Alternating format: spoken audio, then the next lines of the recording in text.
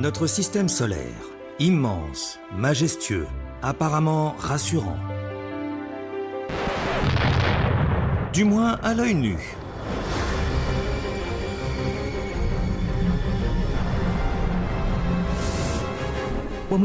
Au fond, si nous scrutons ainsi l'espace, c'est pour connaître nos origines. Mais que savons-nous réellement de sa création? C'est comme une partie de billard cosmique. C'est d'une violence inouïe.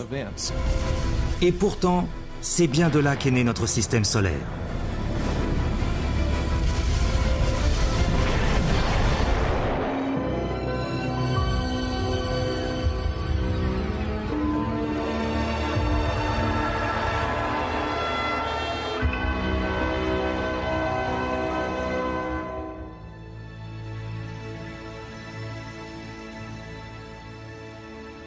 Nos lointains ancêtres attribuaient toutes sortes de pouvoirs aux objets célestes.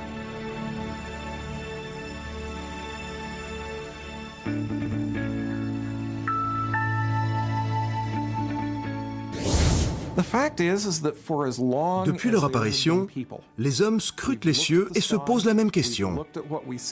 Y a-t-il un rapport entre nous et ce que nous observons dans l'univers? Les anciens érigeaient des menhirs, des temples et des pyramides pour prédire les événements cosmiques. Ils vouaient un culte aux divinités du ciel. Et quand les premiers télescopes ont commencé à scruter les profondeurs de l'espace, ce ne sont pas des dieux qu'ils ont trouvés, mais des étoiles, des planètes, d'immenses nuages de gaz et d'immenses mystères à résoudre.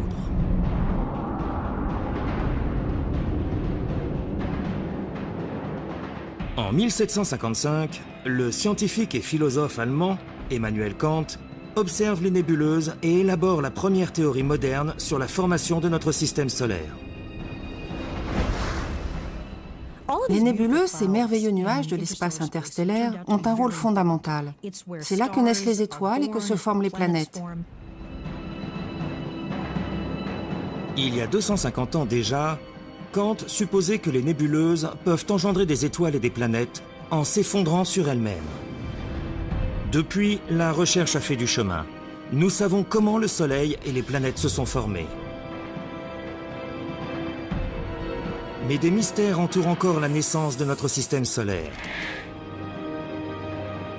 Un sujet sur lequel travaille le professeur Jeff Hester.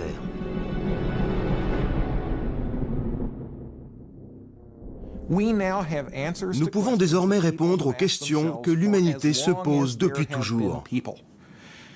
Et ça change le regard que nous portons sur nous-mêmes. Michelle Thaler est astronome. Elle étudie les données du télescope spatial Spitzer.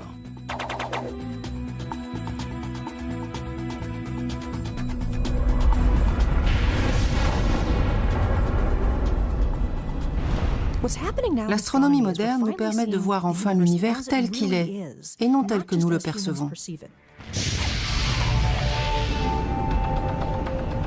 L'un des moyens d'établir comment notre système solaire s'est formé est d'observer la manière dont se forment d'autres systèmes éloignés.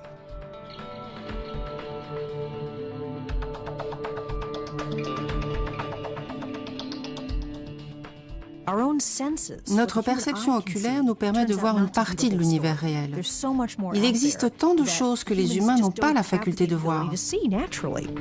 Enfin, qu'ils n'ont pas la faculté de voir à l'œil nu.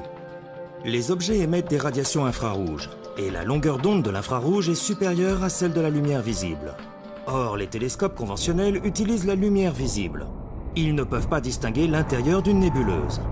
Le télescope Spitzer, lui, peut voir dans le noir, grâce à ses capteurs infrarouges. Plus près de nous, les pompiers utilisent ce principe. Démonstration. Cette pièce est remplie de fumée. Il est impossible de distinguer ce qui se passe à l'intérieur à l'œil nu ou avec une caméra ordinaire. Les pompiers utilisent donc des caméras infrarouges qui détectent la chaleur corporelle d'un individu. Spitzer fait exactement la même chose. Il distingue les planètes à travers de vastes nuages de gaz et de poussière.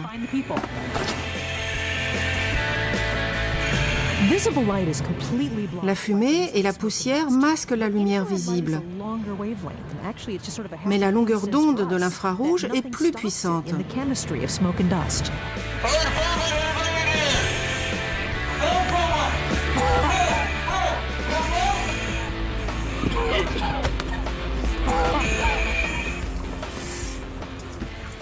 Nous venons d'avoir une démonstration de la façon dont le télescope Spitzer permet de voir ce qui est invisible.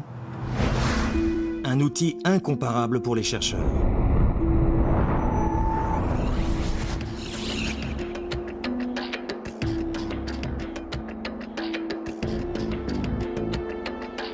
Le 25 août 2003, le télescope spatial Spitzer est placé sur orbite.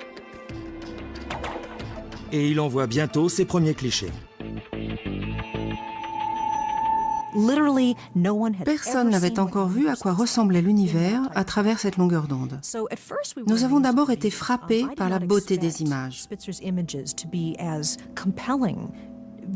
ne m'attendais pas à ce qu'elles soient si fascinantes.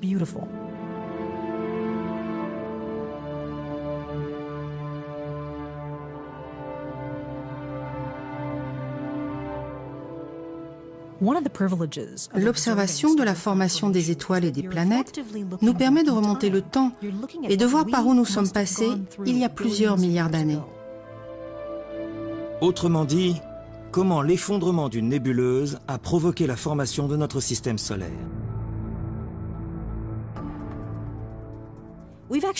Grâce au télescope Spitzer, nous avons pu observer le moment où la poussière s'agglomère et se réchauffe pour engendrer de jeunes étoiles. Notre nébuleuse a commencé à se condenser il y a 4,6 milliards d'années. Il est probable qu'elle tournait déjà sur elle-même lentement. Mais lorsque la matière s'est comprimée, sa rotation s'est accélérée selon une loi de la physique que l'on appelle « loi de conservation du moment angulaire ». Quand la nébuleuse se contracte, l'énergie se retrouve prise dans un espace plus réduit. Pour compenser cette perte d'espace, la vitesse de rotation doit s'accélérer.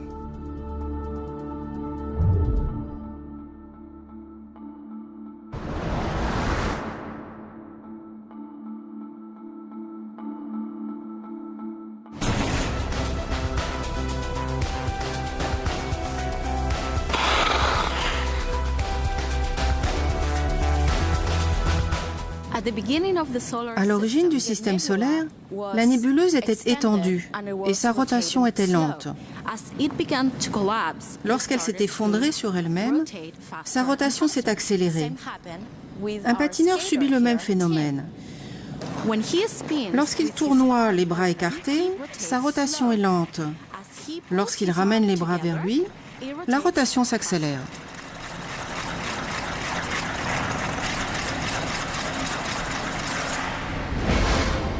Lorsque la rotation de notre nébuleuse s'est accélérée sous l'effondrement de sa propre gravité, une masse de matière dense s'est formée en son centre. C'est ce qu'on appelle une proto-étoile. Au commencement, la chaleur est due aux frictions. La température du noyau de matière augmente rapidement, jusqu'à la fusion nucléaire. Et le Soleil apparaît. C'était il y a 4,5 milliards d'années. Les atomes d'hydrogène fusionnent pour former des atomes d'hélium. Ils libèrent des photons qui sont la première lumière émise par notre Soleil. Cette fournaise nucléaire possède un diamètre de plus d'1,5 million de kilomètres.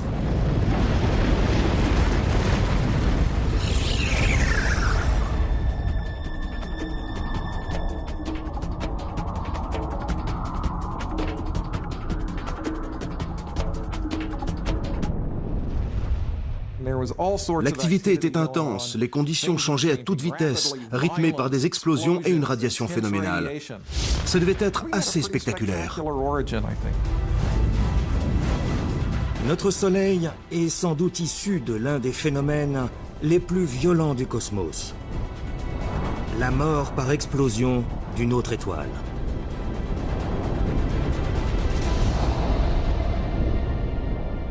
Avant cela, une autre explosion, bien plus violente, avait donné naissance à l'univers, le Big Bang.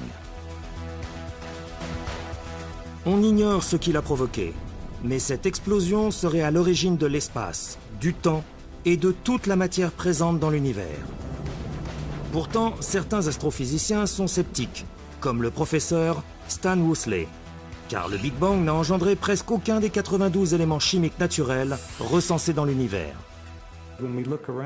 Autour de nous, il n'y a pas que l'hydrogène et l'hélium. Il y a des planètes, des humains. Nous sommes constitués de carbone et d'oxygène et les planètes de fer et de silicone. Tous ces éléments ne proviennent pas du Big Bang, mais d'ailleurs. La technologie nucléaire nous permet de créer de nouveaux éléments chimiques. Au cœur des étoiles, le processus est identique. L'hydrogène et l'hélium, issus du Big Bang, fusionnent pour former des éléments plus lourds. Arrivés au terme de leur vie, les étoiles explosent.